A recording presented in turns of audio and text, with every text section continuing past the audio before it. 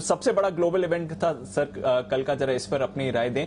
9.1% आपको एक्चुअली दाद देनी पड़ेगी सर, क्योंकि कल भी जब हमारी चर्चा हो रही थी तो आपने 2-3 बार कहा कि लग रहा है जिस तरह से खबरें निकल कर आ रही हैं, डेटा निकल कर आ रहा है कि शायद 9% के ऊपर यूएस का इन्फ्लेशन रह सकता है, और वही हुआ 9.1%। मई में 8.6% था, तो महीने दर महीने भी बढ़ोतरी हुई है और अनुमान 8.8% का था, तो उससे भी काफी ज्यादा। अमेरिका में सर 9% से ज्यादा महंगाई। अमेजिंग है दीप, और वाकई में शॉकिंग भी, और आंकड़े किसी लिहाज से कम होते नहीं दिख रहे हैं तमाम प्रयासों के बावजूद जो कि अमेरिकी फेड की तरफ से हुए, चाहे वो लिक्विडिटी को निकालने को लेकर हो, चाहे फिर ब्याज दरें बढ़ाने को लेकर हो। 5% की ब्याज दरें आमतौर पर अमेरिका में बढ़ती नहीं है, लेकिन उसके बावजूद बढ़ती हुई दिखी आपने, और उसका असर शायद आने में थोड़ा सा वक्त लगेगा। उससे पहले ये आंकड़े थोड़े डराने वाले, थोड़े आपको परेशान करने वाले हैं, क्योंकि आप देखिए कल हम बात कर रहे थे एक और की जो 1% ब्याज दरें बढ़ने के संकेत अगर 27 जुलाई को आते हैं तो उसकी संभावना 10-12% के आसपास थी कल। अब वो संभावना बढ़कर मेरे ख्याल से काफी, जहां तक मुझे याद है लास्ट मैंने देखा था 80% दीप, अगर मैं सही हूं तो 80% लोग अब ये मान रहे हैं कि 27 जुलाई को लगभग 1% ब्याज दरें बढ़ सकती हैं। यानी कि अब आप सोचिए, इन आंकड़ों को देखने के बाद तेजी से ब्याज दरें बढ़ाने का ऑर्डर आपके लिए पैदा होता दिखेगा। अब बड़ा सवाल यही कि अमेरिका इस महंगाई को काबू में लाएगा कैसे। लाने के दो ही तरीके हैं, एक सप्लाई साइड इशू आप थोड़े से बेहतर करें, और दूसरा आप कंजम्पशन थोड़ा सा कम करें।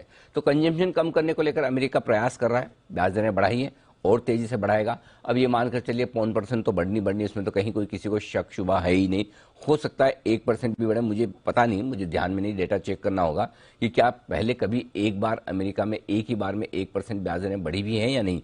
यदि नहीं, और अगर बढ़ी भी है तो आई एम श्योर कि ये लंबे समय बाद, करीबन 40-50 साल बाद ऐसा होगा कि एक ही बार में 1% की ब्याज दरें बढ़े। तो ये बड़ा इंटरेस्टिंग होगा कि इस बार 27 जुलाई की पॉलिसी में फेड क्या एक और बड़ा एग्रेसिव ब्याज दरों में बढ़ाने का फैसला लेता है या 5% से काम चला लेता है। वो अपनी जगह है, लेकिन उसके बावजूद बाजारों में पैनिक नहीं हुआ।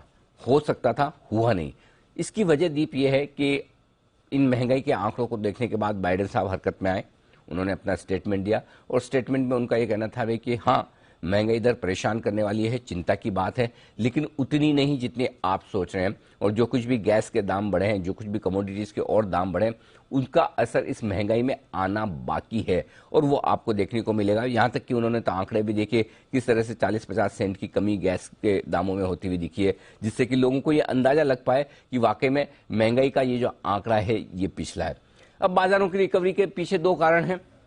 एक, जो बाइडेन साहब की तरफ से ये कॉन्फिडेंस देना कि आंकड़े आगे चलते हुए कम होंगे। दूसरा, खुद बाजार का ये मानना कि शायद कहीं न कहीं महंगाई टॉप कर रही है अमेरिका में, जो शायद 9% से पार का आंकड़ा कल हमने देखा है, अब इसके ऊपर महंगाई ना देखने को मिले, ये बात लगभग तय है। तो अगर आपको लगता है कि ये पीक हो चुका है तो फिर बाजारों के लिए उसका रिएक्शन नेचुरली लिमिटेड होता है, कम होता है। शायद यही वजह कि अमेरिकी बाजार इस स्टेटमेंट के बाद निचले स्तरों से रिकवर हो गए।